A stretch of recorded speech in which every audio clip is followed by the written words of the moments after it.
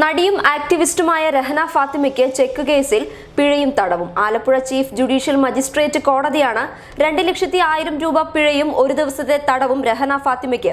ആലപ്പുഴ മുലയ്ക്കൽ സ്വദേശിയായ ആർ അനിൽകുമാറിൽ നിന്ന് 2 ലക്ഷം രൂപ രഹന ഫാത്തിമ കടം വാങ്ങിയിരുന്നു. പിന്നീട് അനിലിന് രഹന നൽകിയ ചെക്ക് അക്കൗണ്ടിൽ പണമില്ലാത്തതിനാൽ മടങ്ങി.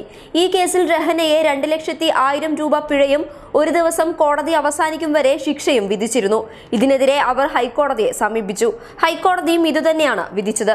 തിങ്കളാഴ്ച പിഴയടക്കുകയും ആലപ്പുഴ CJM CK മധുസൂദനന്റെ മുന്നിൽ കോടതി നടപടികൾ പൂർത്തിയാകും വരെ പ്രതിക്കൂട്ടിൽ നിൽക്കുകയും ചെയ്തു. നേരത്തെ ശബരിമലയിൽ കയറാൻ ശ്രമിച്ച് മതവികാരം വ്രണപ്പെടുത്തിയ കേസിൽ രഹന ഫാത്തിമയെ അറസ്റ്റ് ചെയ്തിരുന്നു. News desk public Kerala.